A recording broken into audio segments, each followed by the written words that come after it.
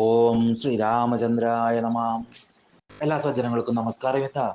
ശ്രീ വാൽമീകി രാമായണം കിഷ്കിന്ധാകാന്ഡത്തിലെ 46-ാമത്തെ സർഗമാണ് വ്യാഖ്യാനിക്കുന്നത്. വാനരേന്ദ്രന്മാരെല്ലാവരും പോയി കഴിഞ്ഞപ്പോൾ സുഗ്രീവമബ്രവീൽ. രാമൻ സുഗ്രീവനോട് ചോദിച്ചു, കഥം ഭവാൻ വിജാനീതേ സർവം വൈ മണ്ഡലം ഭുവ. അങ്ങ് എങ്ങനെയാണ് ഈ ഭൂമണ്ഡലത്തെ മുഴുവൻ അറിഞ്ഞത്?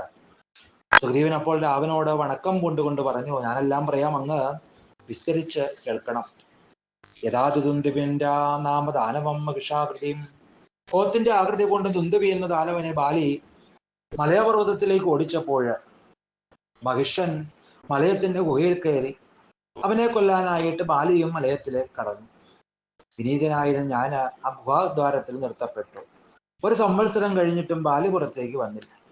പിന്നെ ചോരയൊഴുക്കുകൊണ്ട് ബിലമാകെ നിറഞ്ഞു. അതുകൊണ്ട് പകച്ച് ഞാൻ സഹോദരനെ കുറിച്ച് ശോകത്താല് ദുഃഖിതനായിട്ട് മാറി. അതാകം ഗതബുദ്ധിസ്തു സുവ്യക്തം നികതോ ഗുരു.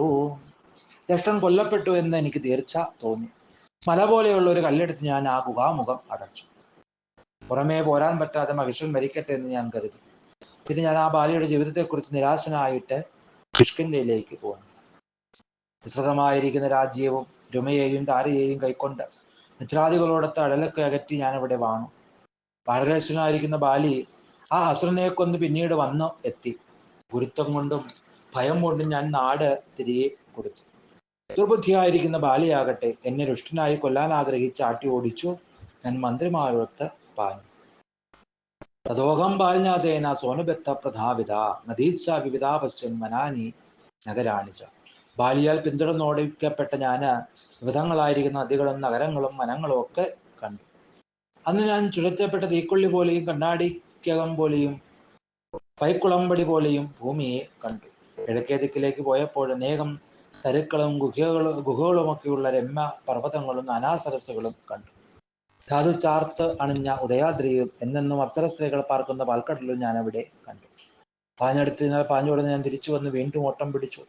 ആ ദിക്കിൽ നിന്ന് വീണ്ടും വിന്ധ്യനും വൃക്ഷങ്ങളും നിറഞ്ഞ ചന്ദ്രധ്രുവങ്ങളാൽ ശോഭിതമായിരിക്കുന്ന തെക്കേ ദിക്കിലേക്ക് ഞാൻ പോന്നു. അവിടെ ഞാൻ മരങ്ങളും മലകളും കണ്ട് ദക്ഷിണ ദിക്കിൽ നിന്ന് ബാലിയാൽ ഓടിക്കപ്പെട്ട് പടിഞ്ഞാറ് ദിക്കിലേക്ക് എത്തി.